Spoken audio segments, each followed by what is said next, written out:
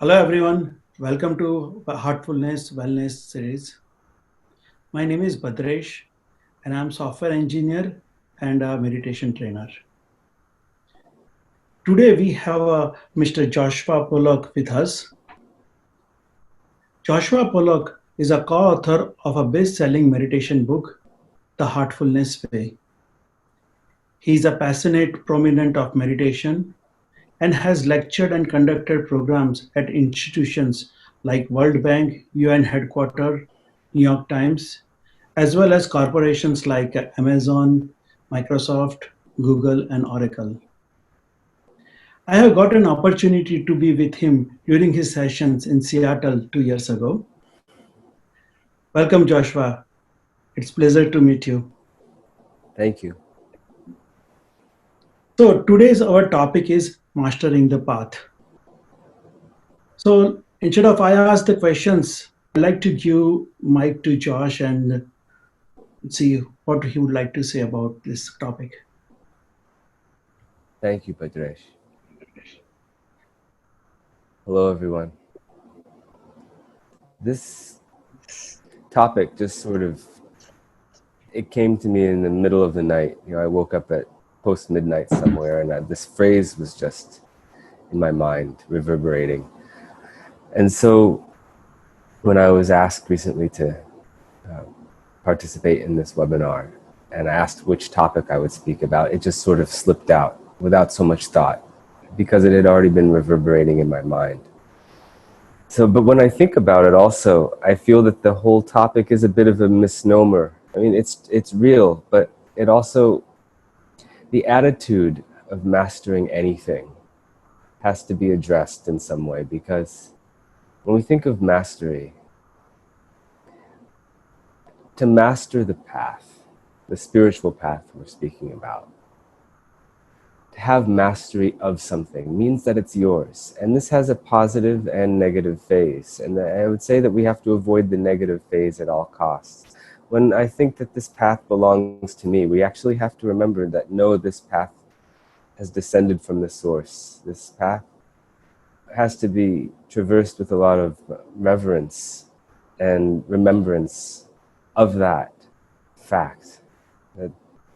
So with that said, I think we can enter into this topic of mastering the path. And I think this idea of mastery, let's look at it in the positive phase now. And positive phase is that something which has been a burden for me now begins to become easier and begins to become effortless in a way. Now, the global guide of heartfulness, the master of this heartfulness method, Daji, right? He has often given one example of when a person learns to drive. And when a person learns to drive, at first there's so much stress associated with it. And you're looking in your mirrors all the time. You have to remember to do so many things. You have to remember to look at your speedometer. Which one is the accelerator? Which one is the brake? Very important one. And so many things like that. You have to be aware, and sort of 364, 300, I can't remember my numbers today, 360 degrees are in a circle. And you have to have that kind of awareness of what's happening around you. So there's a lot of stress. But as you practice and get more familiar with something, then later on you have a coffee in your hand and you'll just be driving along, talking to somebody next to you, or the radio is on. So you're not thinking anymore, right? That means it's become kind of subconscious. Your activities become kind of subconscious. Same thing happens when you start a new job, right? You enter into that new office and there's so much stress. I have to remember this, I have to remember that, X, Y, Z.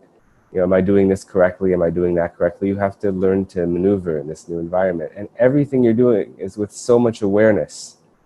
And later on, of course, it just happens by itself. You know it. So you sort of start to master these situations. So this kind of idea of mastering the path, that I think in a way it means from being something which is very filled with effort and uncertainty, into and changing and evolving into something which is done in a very effortless and natural way. And anyway, this is called Sahaj Marg, the natural path. So to make the natural path even more natural, to make our journey on this natural path something which we undertake with a lot of naturalness that matches the naturalness of the path itself. Now, I think there's one really interesting facet to this. This path, it seems that it is an infinite path. Now, let's just back up for a second. I'm talking about the spiritual path, of course. But even in material fields, mundane fields, or something in between, like music, right? That's my background, is music.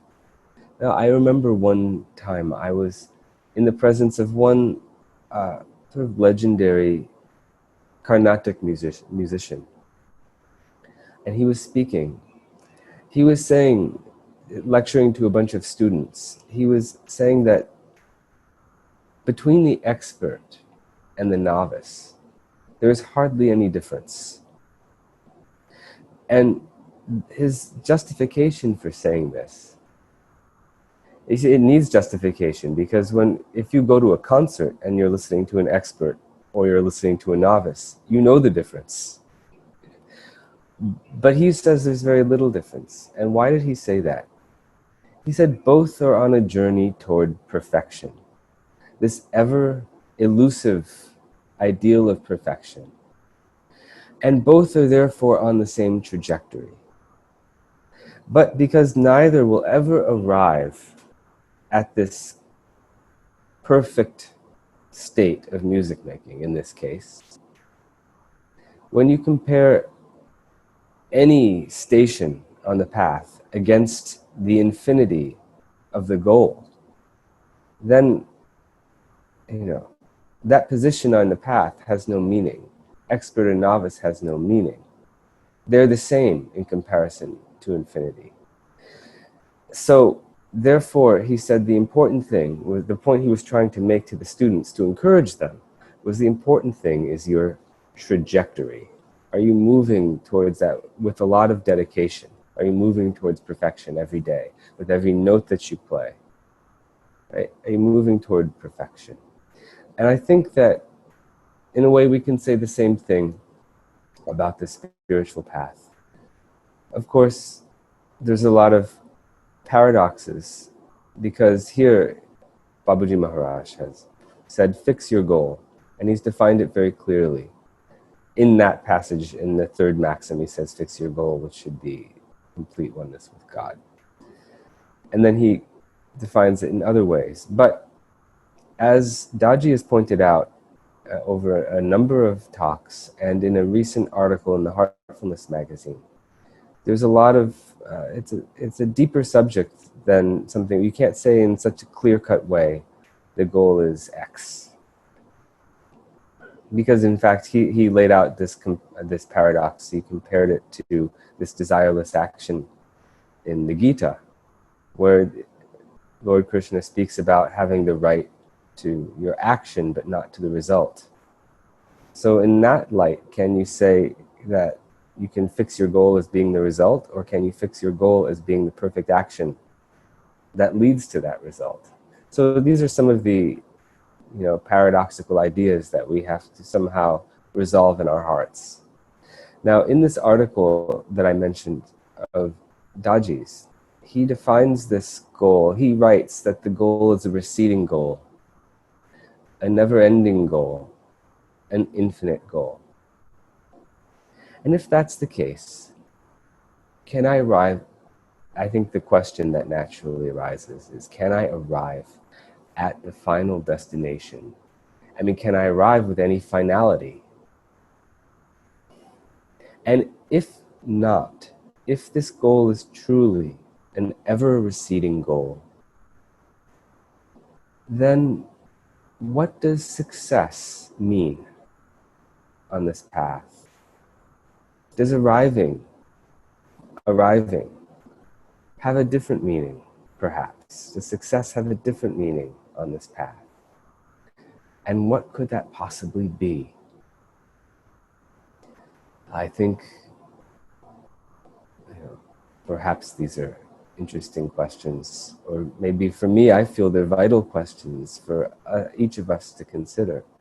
Maybe everybody already has the answer and has already resolved it. I'm the only one thinking that this is unresolved in some way.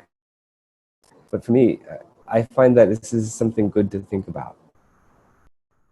So then I think we could possibly say that it's not about where I am in this process. It's not about which station I'm at. And it's not about when I arrive at the final destination. I think the real test isn't what is your progress level in any kind of linear sense, or when have you arrived. But I think the real test is, how am I conducting myself on this journey today, at the moment, at the place where I am in this journey, on this path? How am I? And when I think of this question, I'm sort of reminded there's a passage in the Gita where Arjuna asks Lord Krishna, he says, how does the man who's firm in wisdom, how does he speak? How does he sit? How does he walk? When I hear these words, I'm reminded of Daji's instructions to trainers when he says how to help the aspirants along the path.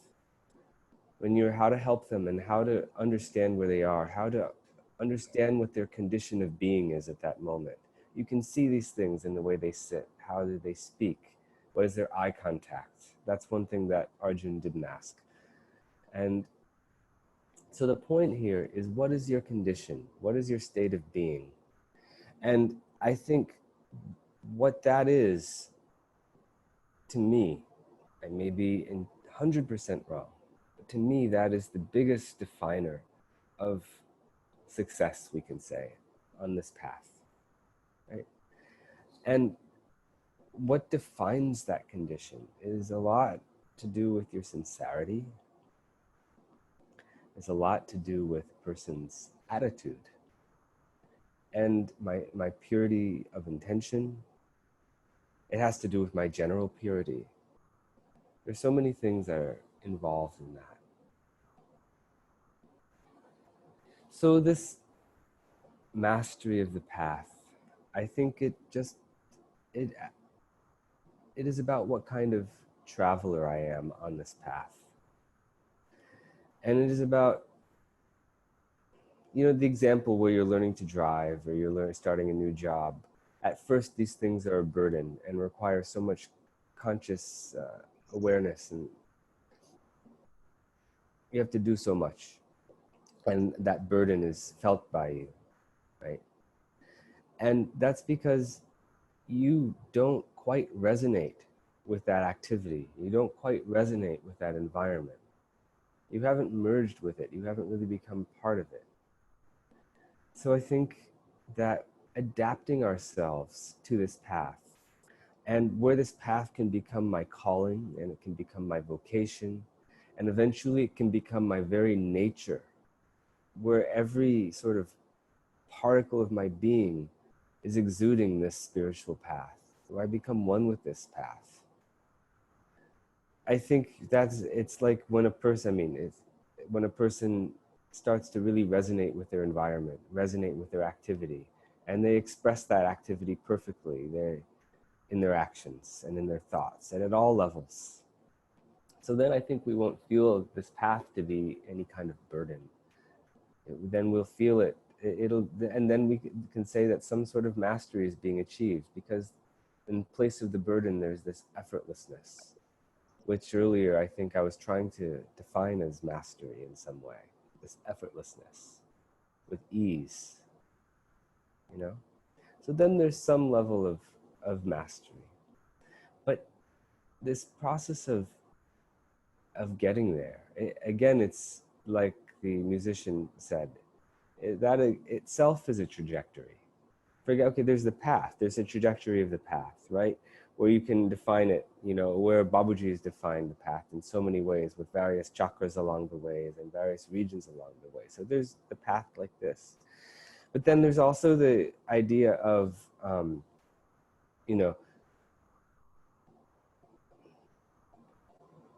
becoming more and more, adapting to this path more and more, wherever you are. And to do that further and further, that adds like a vertical level to this whole thing. So we have the horizontal level, now we have a vertical level, right? Where I'm adapting myself better and better and better to the realities of this path, wherever I happen to be. So that's another level. And that takes a lot of commitment, I would say. And I'm reminded again of the incident which Daji often speaks about. I've heard him speak about it a few times, where he was alone with Babuji, and Babuji called him, and he scratched a line on his hand. In the winter, your skin shows the scratch, and he scratched the line in his hand. And he was trying to show him something that you should have in your life. You should have one channel in your life. If you have so many different channels in your life, then all of your power gets diverted. It gets, you get one channel, two channel, three channels. I mean, imagine a leaky pipe, right? And the drip is coming out. And what happens to the water pressure at the end, right? It's reduced.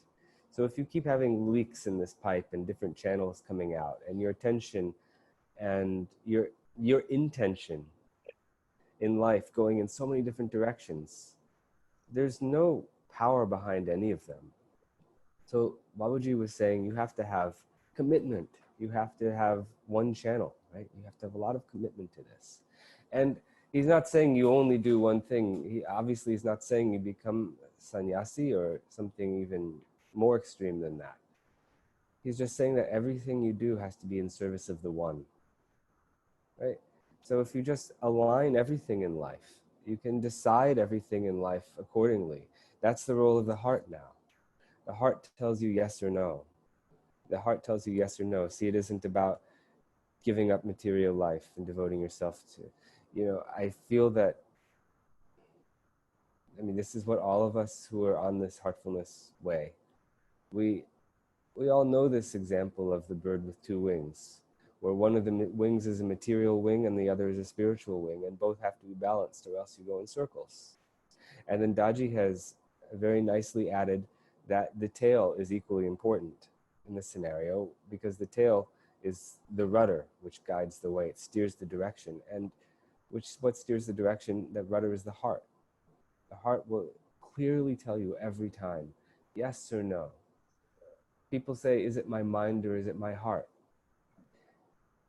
The heart isn't just another voice crowding your brain, It is not just another voice adding to the confusion. The heart is a distinct feeling of comfort or discomfort. Discomfort that if you're aware of that discomfort, it'll tell you you're going in the wrong direction. You won't feel comfortable proceeding. And you can ignore that and force yourself onward, but really you should follow that. And if you follow that, then that itself will guide you in the right direction towards being able to create one channel in your life. So many things on their own will fall off because you don't feel like entertaining them. You don't feel like pursuing them. And because it's the heart that's telling you not to pursue them in that moment. So, that's the role of the heart here. One of the roles of the heart in creating this single channel, this commitment. And it requires this commitment because if we're constantly adapting ourselves to this path at every stage, it'll require, again, Daji was saying at some point recently, that this idea of renunciation is also extremely important in a way. But what we're renouncing here is things that were once useful for us. Useful, we needed some instrument. You need a walking stick on the path. You need a new car on the path. Okay, I'm speaking figuratively. The things, the practices and attitudes that help you move along in the right direction, they will help us for so long. They will not help us forever. At some point, we transcend all of them. A lot of people tend to get upset. Orthodox people will tend to get upset if any comment is made that, where it's perceived that you're saying that some sort of ritual is unnecessary, right? When we've been so ingrained that all of these orthodox practices are necessary. And then Daji's point is that the purpose of a lot of these rituals is to point out a higher reality. It inculcates in us that there's something beyond that. To light an external light. There's so many religions in which we light some lights. Judaism too, right? To light an external light reminds us that the real light is within. That there's a light that we have to follow, but actually it's within. So everything has to point towards within at that point. But then once we've transcended that, now we've gone within, Daji then says that even having gone inward, and you're able to perceive God inwardly, Babuji especially associates this sentiment of Aham Brahmasmi with the seventh chakra, though he says it comes at every chakra also. Right? To feel the presence of God within yourself, but shouldn't the presence of God be everywhere? So then that too must be transcended, says Daji, where we're able to then move on to that. And even the practice of meditation must eventually be transcended. We have addictions to all of these things. And Daji's, I think, his view is that there's nothing more addictive than spirituality, actually. And to break that addiction too, at the time when it's necessary to renounce something even that you believe is so important, then at that point you must move on from it too. Again, this is guided, if you have a guide, by that guide. It's guided by your heart as well.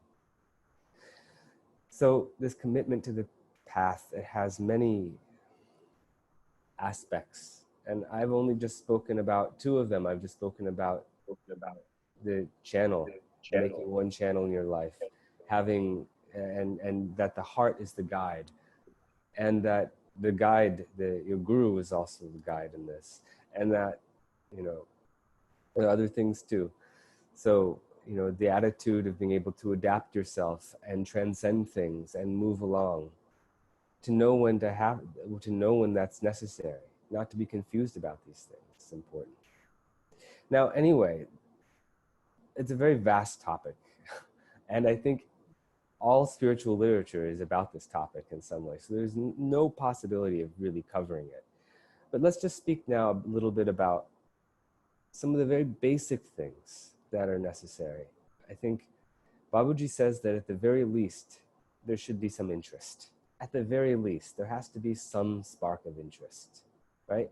Elsewhere, it's said that if we take one step toward him, he also takes a step toward us, which is helpful to us because he can take us along. But the difference between the steps is the size of the steps. Figuratively speaking, we can take a tiny step, and then he responds with his step, which is sort of across infinite universes, right? So then a lot can be accomplished with that step that he takes. But it's provoked from our side is the key thing.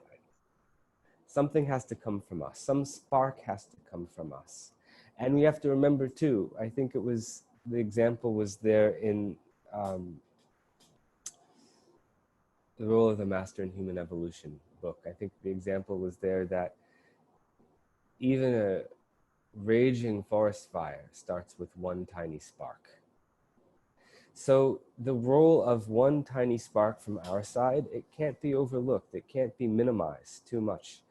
One tiny spark can create an enormous inferno. So I think we have to remember that too. So that spark of interest, spark of longing, however it manifests, there should be some spark. And now, once I was in New York, and a reporter, we were doing some heartfulness program, and a reporter came, and the reporter asked, he just stumped me with a question that I absolutely couldn't answer.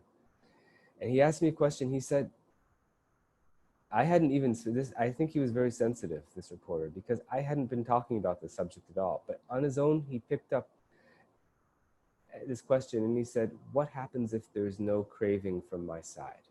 Then what do I do? How do I move along the spiritual path without any interest, without any longing or craving. And I really wanted to give him some kind of answer. Nothing came to mind. I don't know what I told him, but later I had a chance to meet Daji months later, and at that moment I also remembered this reporter's question that he put to me.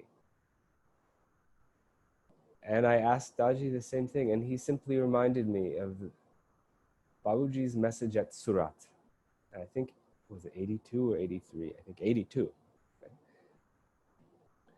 Yeah, in 82. And he mentioned, Babuji says in this message, he says, at the very, very end, he says, if the real thing isn't there, imitate it. And he adds this thing that, if you add act like a madman continuously, eventually you're not going to be sane anymore eventually if you keep this up. So I think this is a very fascinating example. Now, again, at a different occasion, Daji also said, he said, at least you can make believe that you've reached the destination. And by this will become reality. You can pretend walking, he said, with utter silence, the utter silence of Lord Buddha. Or you can, walking or sitting, you can pretend you're walking or sitting with the keen absorbency of Babuji, or even with the joyful and bubbly state of Lord Krishna. These things can help us. It's funny that see, we always say everything starts within. But also things can start externally and make their way inside. So this is one of those things.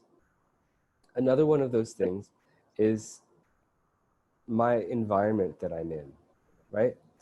There is I should have found it beforehand, but there's a quote in the beginning of Truth Eternal, and you can find it yourself because I can't quote it exactly.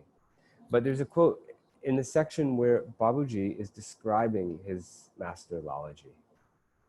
And there, Babuji, he says that Lalaji believed that it is very important what kind of company you keep. And that company should be kept with people whose hearts are sort of overbrimming with love for the Lord, or something like that. And this is very, very keen observation. That's to put it mildly. It's true. I just will tell you it's true, and that's all. It's not just true in spirituality. It's true in every phase. Why do there's peer pressure, right? Why do you think peer pressure is? It's slightly different. Peer pressure is slightly different. I'll give you a different example. As a violin student in my own life, I'm a violinist, and as a violin student, there was a weekly ritual of taking private lessons with a teacher throughout my whole student years. That would just happen again and again and again. And there's some level of progress, But then there was also a period when I moved into my teacher's house and stayed there for 2 or 3 months. During that period, I did not have one single lesson with the violin teacher, not one lesson. I was just there absorbing the atmosphere. And I made so much more progress in that short period of time than ever before. It was just something else entirely. It was like a rocket taking off. I was absorbing the vibes, you can say, the atmosphere, the interest, the mentality of the teacher and also of the other students who were coming at the same time for lessons. Everything was being absorbed. And that had such an effect that almost without trying, almost in spite of myself, all of a sudden it was building up in me. A similar thing happened when I first started this Heartfulness, Sahaj Marg. Same thing happened because, I basically had introductory sittings from a very dynamic person, and then immediately left town and moved away to a place where there was no trainer. And I spent a long time, a number of months, without any sittings at all, just trying to make my own way, practicing. And then I became aware that there was a trainer, but that person was 6 hours away, 6-hour drive. And I had a chance to go down to Boston, meet this person, stay at their house for a couple of days, have a couple of sittings, individual meditation sessions. And I mean, it was just like the sun coming out to have these experiences. Now, what ended up happening was this became is like a ritual in the sense that every month I would go down there and stay a number of days. And this continued for more than half a year until I moved. And I would say that these were the things that really set me going along this path. Because in those times, again, there wasn't a lot of talk. I would meditate, I would have sittings, I'd be in the atmosphere, in the house, where there was a lot of meditation going along, where the mentality was directed above, where there was a lot of books available. Babuji's books were there, Charji's books were there, Lalaji, all the Sahaj Marg literature was there. And during the daytime, I would just absorb this literature. I would sit in the meditation room, a dedicated space for meditation. And I would sit there and I'd read the books and I'd meditate and just feel my condition change and become so enthused by this whole thing, by this whole Sahaj Marg, and then have sittings in the evening. And I would come back transformed after a few days. It's wonderful. The trainers who do that, I have such an effect on the life of the seeker. Everyone should know that this is something which is, if you can do it, you should do this. I don't know how I can repay such a thing in my own life. It was really vital for me. So, the effect of the environment, we have to take that seriously. And that can trigger something from inside. And in such a situation, mentorship isn't really necessary. Again, I come back to this musician's example, where he said that the expert and the novice are not so different. Need the expert mentor the novice? Not so much. But if they have this, people who crave God realization, they both share something. They're so like-minded, and when they meet, that resonance is set up. And so similarly, two people on the path, the expert doesn't really need to mentor the novice. Those vibrations are there, that enthusiasm comes, that love for the goal comes, and it sort of just happens automatically. It's just a matter of, this satsang. This is satsang. And of course, a lot depends on your readiness for this situation as well. And, Daji was explaining that, of course, Babaji's also spoken about this. He was talking about that one kind of disciple is like the combination of petrol and fire. There's instant and furious ignition, right? Intense flame comes. That disciple only needs to hear the Guru's words and becomes realized. That's one kind of disciple. Another kind of disciple is one who takes some time to internalize the Guru's teaching. That disciple he classifies as being like paraffin. Then there's another disciple that is like wood. To burn wood is a time-consuming process, but it still burns.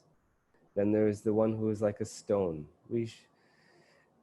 No amount of tapasya will do anything. And the cause of this is samskaras and ego, this burden of samskaras and ego. Now we can classify it. Now that's what Daji said. Now moving on, we can classify this, I think, such a person who is like a stone, we can classify them as being highly tamasic. Nature is supposed to have these three gunas, these three qualities. And tamasic one has very limited awareness, right? They're like a stone. And with that limited awareness, they have limited freedom and they're unable to move. So no matter what you do, no matter if you put that person in the right environment, do they pick it up, right? So there's this quality, this inert, disinterested quality. So that person we must not abandon. I'm not saying you can do nothing, forget about them. No, that person needs extra attention, most dedication to that person. without making them feel as if that's their quality. You can't tell them, I'm giving you attention because you're so tamasic. That's not what I'm saying. Now, rajasic, right? Quality. That's one of the other gunas. This quality is, I feel it's like, I mean, many of us are like this. It's like finding fool's gold, right? Because there's so much enthusiasm and so much activity. But at the same time, there's a lot of ambition spiritually. You can say ambition, or a lot of desire, right? A lot of desire. Now, I remember exactly 1 year back. Today is a wonderful day. It's April 30th. And a year back, this is Babaji's birthday. And there was a message that was put out by Daji a year back called the goal paradox. And in this goal paradox, he says that in the spiritual field, attainment is directly proportionate to the dissolution of the I. And when there is any craving for a spiritual stage or condition, it is the I that is behind the craving. And it is the presence of that same I that bars our entry into the very stage that we crave. So any goal automatically becomes a bar to its own achievement, whether it's the highest goal or even an intermediary goal. So that's what Daji says in the goal paradox. April 30th handout 2019. So this is the Rajasic approach, where you have a craving. You say, I want God realization, I want liberation, whatever it may be, right? But this I-ness is behind that craving. And due to that presence of the I can't achieve anything. So that is something better, I suppose. Let's not compare. I can't compare. I don't have the ability to compare, but this is something different, let's say, than the tamasic approach, right? Rajasic approach. There's some, the I has to be, the desire for these stages has to be removed. I suppose we can say that. And that's, I suppose, what we would find in the sattvic approach, right? The sattvic approach, where we can say maybe there's a lot of surrender, where again in that goal paradox article, Daji writes that, you see, because we become confused because Babaji speaks so highly of craving and of longing. But he points out that there's a big difference between the longing that's associated with missing somebody whom you love, and the longing that's associated with wanting that loved one to give you something. That's a big, big, big difference. One is not longing at all, right? So love-based. Now that's a very different situation. That kind of longing is so meaningful, so sincere. It's not desire-based, it's not I-based, it's thy-based, it's you-based, it's him-based. So this sattvic approach is often associated with higher awareness. And I keep thinking, yesterday we have this bandara that's in progress, and Daji's addressing everybody in the mornings. And yesterday, he was talking about, he made some comment, some reference to Babaji's diaries, where he's talking about the sun. And he also mentions that, he says, people who are evolved can pick up this technique on their own, he says. And this is something which seems to be, this ability to pick things up on your own seems to be vital at a certain stage, at every stage actually in this path. That's, to me, defines, to my understanding, defines this sattvic quality more than anything. To have that awareness, to be able to adapt, to be able to, we can say it's discrimination, but there's something, I feel it's something more than discrimination. To know what is good, what is not good, what should be done, what shouldn't be done, where the heart tells you, in a very automatic way. That's why I say it's beyond discrimination, because discrimination is very conscious. But when it's your nature, then it just happens automatically. So I'm again reminded there's so many instances in Babaji's diaries where he picks things up without being told. And all of the hierarchy keep being impressed by this quality of his. We see this so many times. There, even this diary, I was very impressed by one passage of the diary some time, a year or two back. I had it with me. I was looking, and Daji also, I happened to meet him in the office, in his office in Kanna Shantivanam. And I had it with me. I just said, look at this. I like this. I don't know what I said. This means something to me. And he looked at it and he didn't say anything.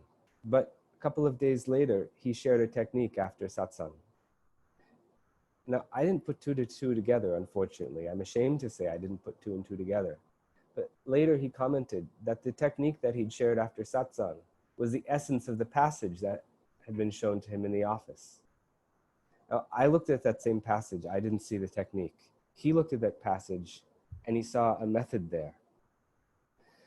So to be able to pick things up like that, to see the true essence of something, we have a lot of scholars in Heartfulness, people who are so familiar with all the literature, and they know the way that it interconnects, where Babuji meets Lalaji, and they know the whole process. And I would say that Daji is the #1 scholar of Sahaj Marg. He is the #1 scholar of Sahaj Marg. He understands this more than anybody. But the thing is, scholarship stops at a certain level. It has a limit. Now to what this example of when he saw the technique in this passage, this is a level beyond scholarship. This is seeing the essence, right? And of course, this is for which we have to use the heart's eye. So there's something that involved in this whole concept of mastering the path. It involves, Daji was my inspiration for this talk, because when I look at him, he's often said, when you observe a master, don't just observe their time of being a master, observe the time before they became a master. What made them that way? That we can learn from, because we're on that same journey.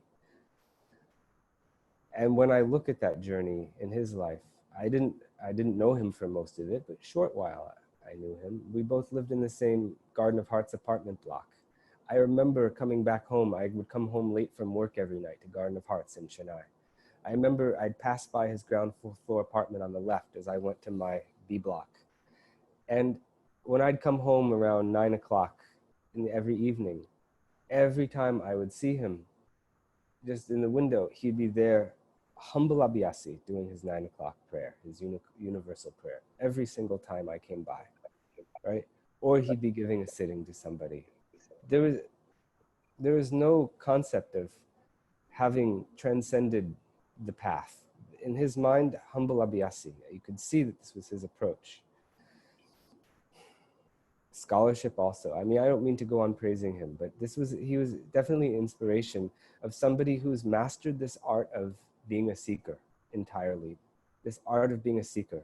There's somebody who's gone deeply into this and mastered that and come out the other side. And when I say come out the other side, I want to clarify something about the infinite nature of the path as I understand it.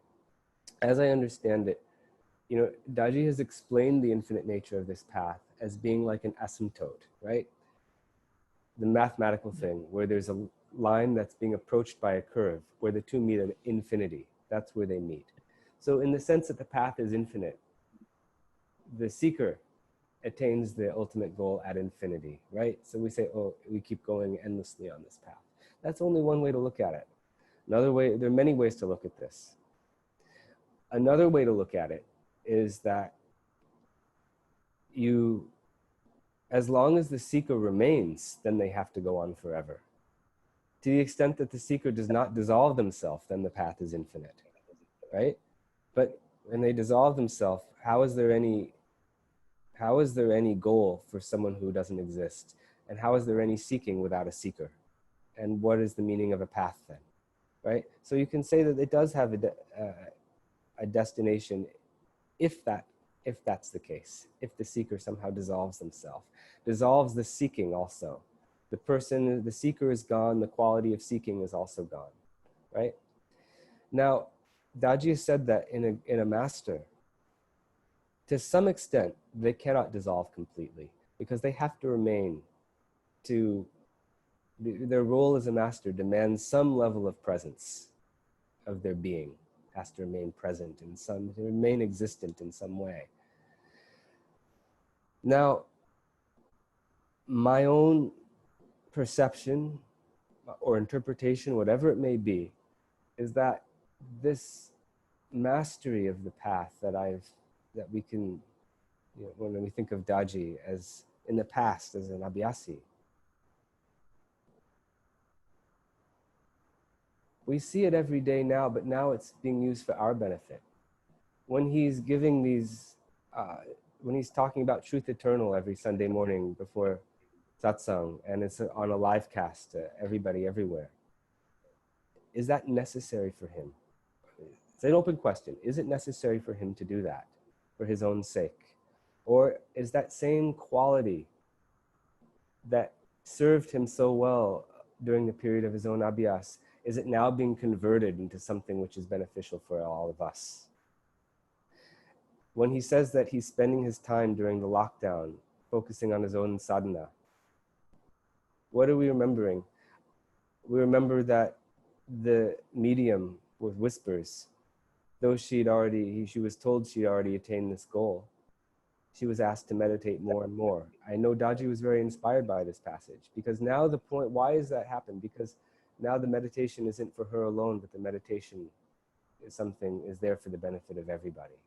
So the same tendencies can remain, it seems, but now the tendencies are converted for the sake of everybody else, And so finally, we can say that we have this prayer where it says, "O Master, thou art the real goal of human life." And he's there to take us along the way. Though the path may be infinite, how connected am I? At every step along the way, whether I'm at the first point or the second point, wherever I may be, if I'm connected, if I'm just glued to him along the way, I don't see how that, to me, isn't to be with your goal. How have you not attained the goal? Though you've just started. To the extent that I can remain with him, to the extent that he's present with me, that I dissolve myself into his presence, then to me that also is attaining the goal, though the path may be endless.